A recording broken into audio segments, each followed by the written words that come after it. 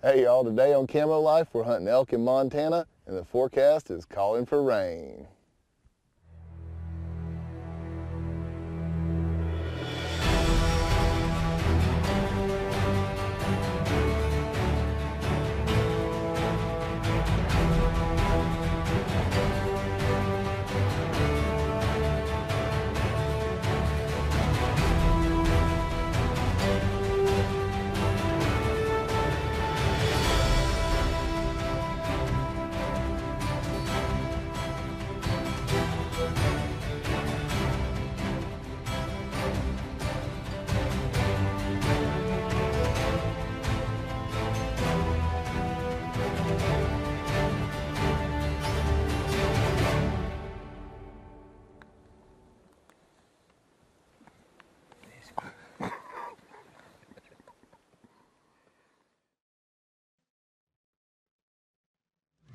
From the headquarters of Ranger Joe's at the gates of Fort Benning in Columbus, Georgia, we bring you the Camo Life with David and Tina Peavy.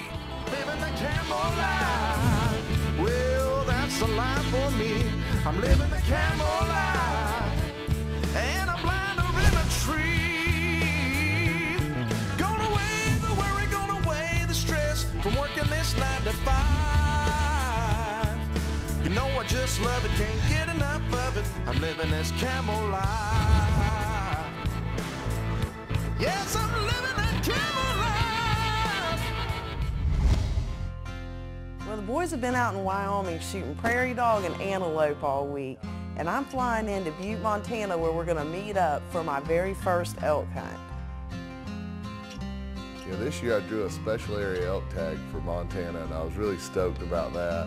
But Tina didn't draw one, so she was going to be stuck to hunting just public lands. The good news is that Montana's got some of the best public elk hunting anywhere, and we've got her matched up with some of the best outfitters in the business. The guys from Stockton Outfitters live for this stuff. You don't look at that. Never look at me. First stop is to Stockton Outfitters, where we're gonna meet up with Mark Schutte and his family, take care of a little paperwork before we head up to the mountains with our guide for the week, Matt Rowe.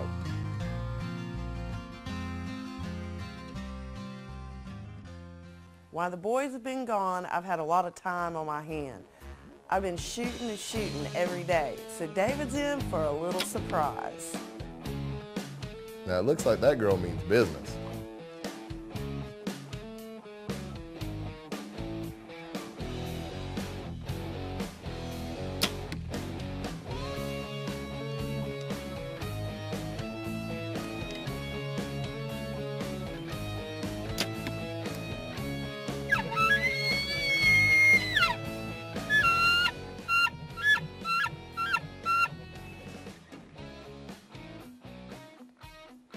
Well, we finally make it up to the top of the mountain, and wouldn't you know, we've got elk everywhere, and they're bugling like crazy, but we're running out of daylight, and we don't have time to go after them, so Matt just told me we're going to have to sleep on this tonight.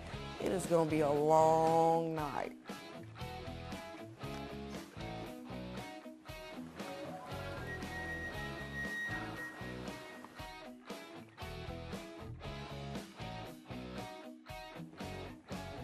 We get in here this morning and everything is going just like it should be. The elk are there, they're bugling back to us, it's just perfect. I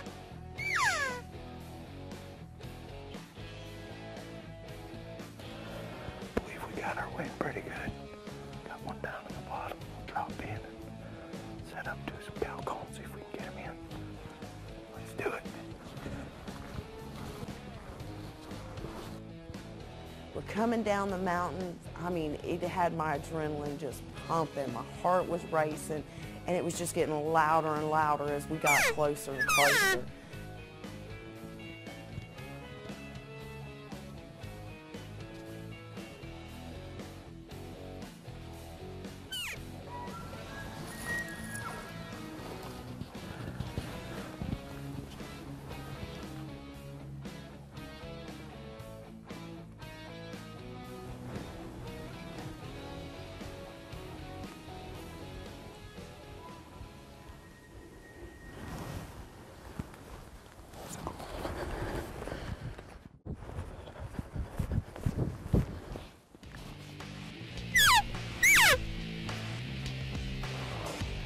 we got in there and all of a sudden the wind went to swirling around and the elk started going away from us. And I didn't have any idea how quickly elk can cover some ground, but there is no way we were going to catch up with them.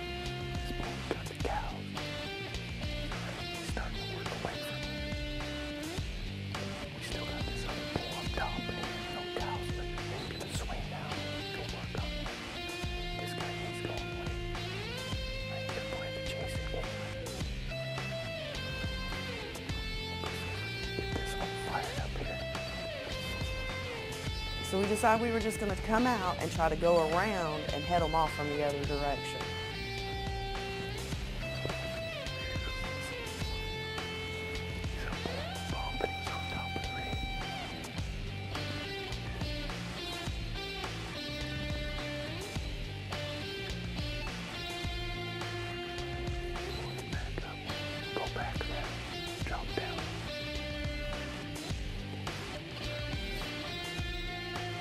We come around the mountain and our elk are gone.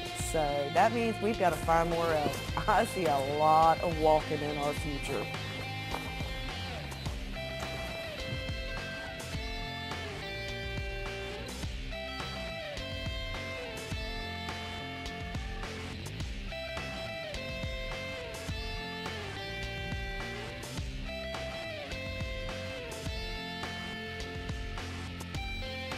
Damn it, my feet are gonna get wet.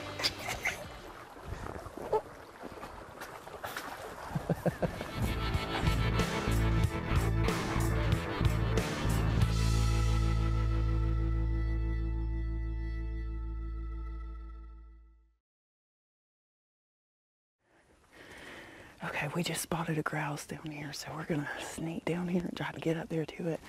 They tell me it's just like eating chicken. They call them mountain chickens up here, so let's sneak down here and see if we can get a shot at one.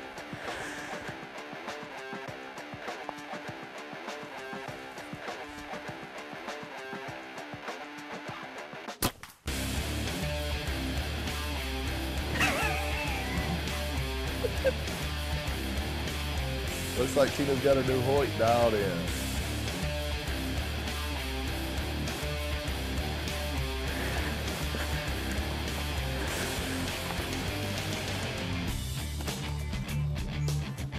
Whoa, it's a monster.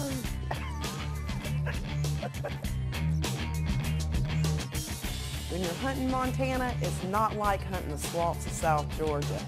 It is wide open country, and we've got a lot of ground to cover.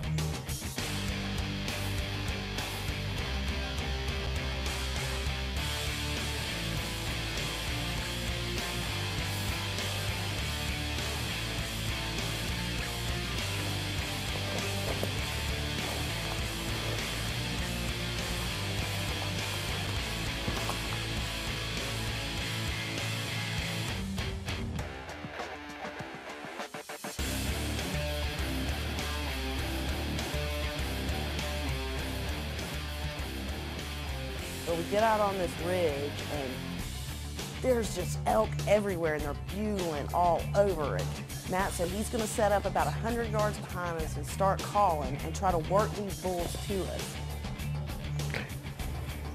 Be ready to shoot.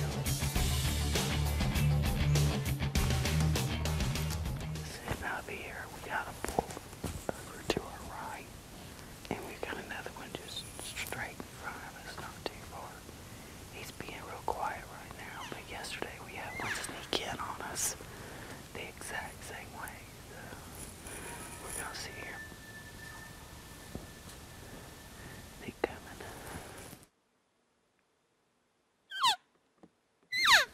So I'm tucked up under this pine tree and I'm just waiting, and we've got these 3 bulls that are answering us back. I mean, call for call, and I just know it's going to happen.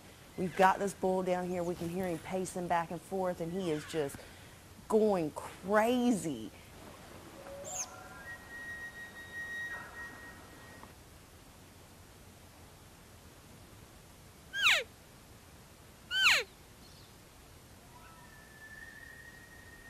I'm sitting there and I'm listening to him call and they're answering him back, and it's just awesome. We've got a bull down here and we can tell he's pacing back and forth, and he's just minutes from just coming on up the hill to us. And all of a sudden they stopped, and the next thing we knew, they were about 600 yards over across from us on a ridge.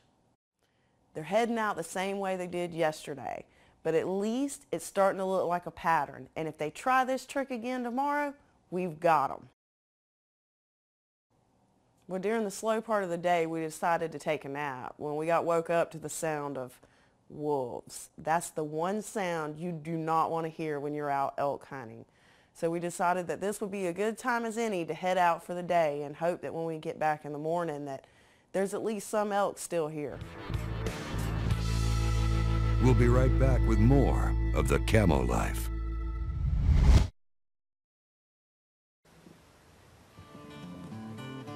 Even though we've been hunting hard, we've been putting on mile after mile up and down these mountains, these wolves moved in and that was it. We didn't see another deer or elk anywhere around. So as bad as I hated it, I was heading back to Georgia empty-handed, and it was going to be up to David if we were going to have any elk meat this year.